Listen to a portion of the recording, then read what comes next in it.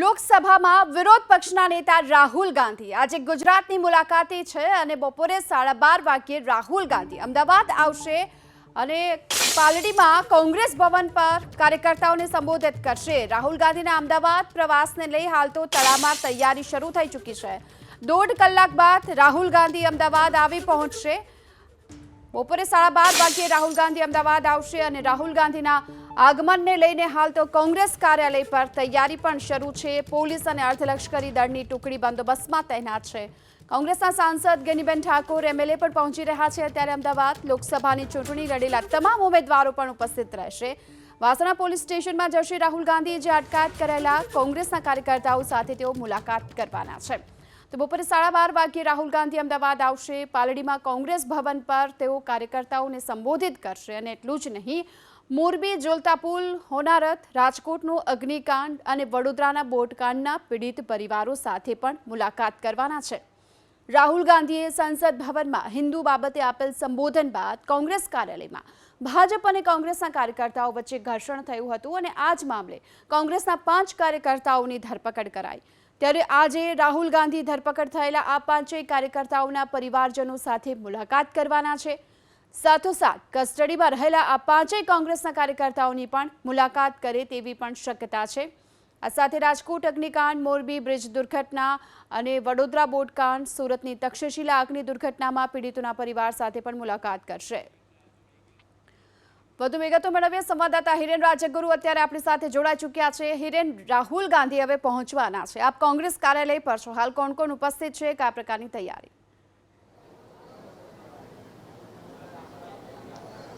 બિલકુલ ગીતા, થોડી વારની અંદર એટલે કે 1.5 કલાકની અંદર રાહુલ ગાંધી અમદાવાદ પહોંચી જશે। અહીંયા જ્યાં રાહુલ ગાંધી કાર્યકરો અને આગેવાનોને સંબોધન કરવાના છે એ જગ્યાએ અત્યારે અમે ઉપસ્થિત છીએ અને તૈયારીઓ પૂર્ણ કરી દેવામાં આવી છે અને તેનું નિરીક્ષણ કરવા માટે થઈ અને કોંગ્રેસના નેતાઓ અહીંયા સ્ટેજ ઉપર જોવા મળે છે। વિધાનસભામાં કોંગ્રેસ પક્ષના નેતા અમિત ચાવડા, ગુજરાત પ્રદેશ કોંગ્રેસના કાર્યકારી અધ્યક્ષ ઇન્દ્ર વિજયસિંહ ગોહિલ, મુખ્ય પ્રવક્તા મનીષ દોશી સહિતના નેતાઓ અહીંયા જોવા મળી રહ્યા છે। તો કેટલાક લોકસભા લડી ચૂકેલા આગેવાનો, હીરાભાઈ જોટવા સહિતના આગેવાનો પણ અહીંયા જોવા મળી રહ્યા છે। તો આ રીતના રાહુલ ગાંધીની જે મુલાકાત છે તેની તૈયારીઓને આખરી ઓપ આપવામાં આવી રહ્યું છે અને નેતાઓ પણ અહીંયા પહોંચી રહ્યા છે। ગુજરાત પ્રદેશ કોંગ્રેસના કાર્યકારી અધ્યક્ષ ઇન્દ્ર વિજયસિંહ ગોહિલ સાથે વાત કરીએ। ઇન્દ્ર વિજયસિંહ, રાહુલ ગાંધીની આજની મુલાકાત, કોંગ્રેસ ભવન ખાતે સંબોધન અને કેટલાક લોકો સાથે સંવાદ, કઈ રીતનો આ જુઓ છો? કારણ કે વિપક્ષના નેતા લોકસભામાં બન્યા ત્યારબાદ પહેલી વખત આવી રહ્યા છે। રાહુલ ગાંધીજીએ વિપક્ષના નેતા બન્યા બાદ લોકશાહીના મંદિર એવા સંસદની અંદર સૌથી પહેલાં વાત કરી કે આવનારા દિવસોની અંદર ગુજરાત રાજ્યની અંદર અમે સરકાર બનાવવાના છીએ। ગુજરાત રાજ્યમાં ઇન્ડિયા ગઠબંધન ભારતીય જનતા પાર્ટીને હરાવશે। આ વાતથી બોખલાઈને ખોટી વાતો, ભ્રામક પ્રચાર કરીને ગુજરાત પ્રદેશ કોંગ્રેસ સમિતિ ઉપર હુમલો કરવાનું કાયરાના કૃત્ય ભારતીય જનતા પાર્ટીના નેતાઓએ કર્યું। ત્યારબાદ કોંગ્રેસ પક્ષની એફઆઈઆર પણ લેવામાં ન આવે એ પ્રકારની પરિસ્થિતિ ઊભી થઈ। ત્યારે સમગ્ર ઘટનાક્રમના અનુસંધાને કોંગ્રેસના અનેક કાર્યકરો, 5 જેટલા કાર્યકરો જેલમાં છે, એ સિવાય અનેક કાર્યકરો ઉપર નામજોગ ફરિયાદ થયેલી છે, ગંભીર ધારાઓ લગાડવામાં આવી છે। ત્યારે આ જેમના ઉપર કોંગ્રેસના કાર્યકરો જેલમાં છે તેમના પરિવારોને મળવા માટે, એ કાર્યકરોને મળવા માટે અને કોંગ્રેસના કાર્યકરો સાથે સંવાદ કરવાના ઉદ્દેશ્યથી તેઓ આજે અમદાવાદ ખાતે આવી રહ્યા છે અને અમને પૂરેપૂરો વિશ્વાસ છે કે વિપક્ષના નેતા બન્યા પછી એમની જે પ્રાયોરિટી છે, એમનું જે લક્ષ્યાંક છે કે આવનારા દિવસોમાં ગુજરાત રાજ્યમાં કોંગ્રેસને સત્તા સ્થાને લાવવાનું છે અને મને પૂરેપૂરો વિશ્વાસ છે ગુજરાત રાજ્યનો યુવાન હોય, ગુજરાત રાજ્યનો ખેડૂત હોય, ગુજરાત રાજ્યનો કર્મચારી હોય, ગુજરાત રાજ્યનો વેપારી હોય, ગુજરાત રાજ્યનો વિદ્યાર્થી હોય, ગુજરાત રાજ્યની મહિલા હોય, તમામે તમામ પોતાના પ્રશ્નોને અધિકાર માટે રાહુલ ગાંધીજી અને કોંગ્રેસ પક્ષ તરફ આશાની મીટ માંડીને બેઠા છે અને આવનારા દિવસોમાં સાચો ન્યાય કોંગ્રેસ પક્ષ જનતાને અપાવશે। યુવાનોની, વિદ્યાર્થીઓની વાત કરી તો NSUIના પ્રમુખ પણ અહીંયા છે, તેમની સાથે પણ વાત કરી। રાહુલ ગાંધીની આજની મુલાકાત ખાસ કોંગ્રેસના યુવા કાર્યકરો માટે કઈ રીતના જોઈ રહ્યા છો? ખાસ કરીને ગુજરાતમાં છેલ્લા ઘણા સમયથી ભારતીય જનતા પાર્ટીના શાસનમાં જો કોઈને વધારે અન્યાય થયો હોય તો એ યુવાનો અને વિદ્યાર્થીઓ છે. આપણે જોવા જાય કે ગુજરાતની જ વાત કરીએ તો 22થી વધારે વખત સરકારી ભરતીઓના પેપર લીક થયા અને વારંવાર આ સિલસિલો ચાલુ રહી છે.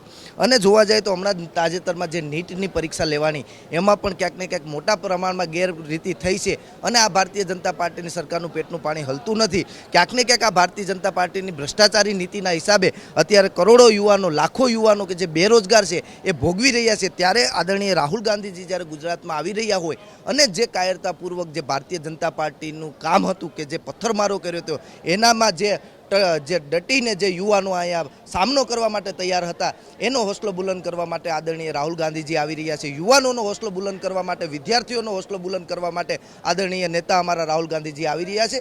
ત્યારે ગુજરાતના યુવાનોમાં ખૂબ મોટો એક ઉત્સાહ છે રાહુલ ગાંધીને સાંભળવાનો અને એ ઉત્સાહથી લોકો આવી રહ્યા છે. તો દ્રશ્યો પણ બતાવવાનો પ્રયાસ કરીશું. અહીંયા જે પ્રમાણે જી હિરેન, આભાર આપનો આ સમગ્ર માહિતી બદલ. તો કોંગ્રેસના પ્રમુખ નેતા અને લોકસભામાં વિપક્ષના નેતા રાહુલ ગાંધી વિપક્ષના નેતા બન્યા બાદ પહેલી વખત ગુજરાત અને અમદાવાદ એમાં પણ જે કોંગ્રેસ કાર્યાલય છે ત્યાં આવી રહ્યા છે.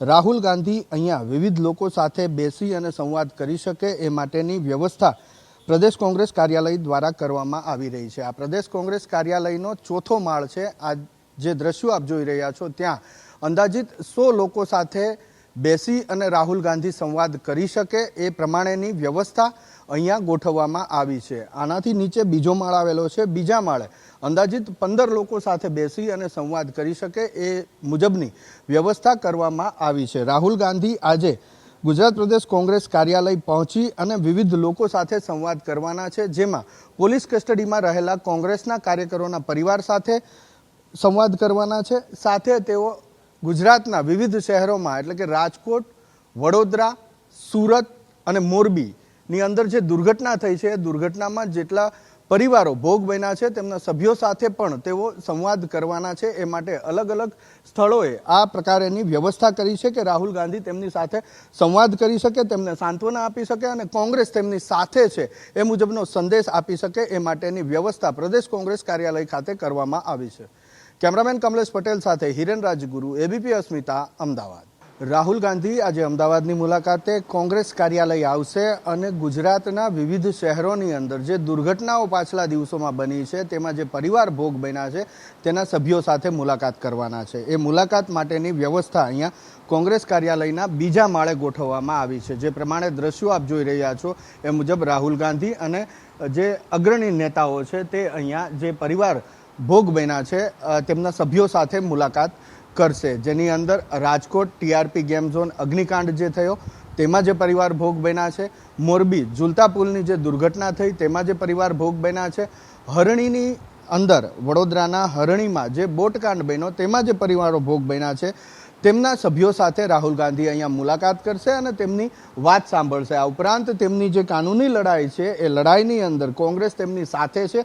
જ્યારે પણ જે પણ જરૂર પડશે ત્યારે કોંગ્રેસ રાહુલ ગાંધી તેમને સંપૂર્ણપણે મદદ કરશે એ પ્રકારેનું આશ્વાસન પણ આપશે. જે તૈયારીઓ ચાલી રહી છે એ તૈયારીઓને હવે આખરી ઓપ આપવામાં આવી રહ્યો છે. કેમેરામેન કમલેશ પટેલ સાથે હિરેન રાજગુરુ, એબીપી અસ્મિતા, અમદાવાદ.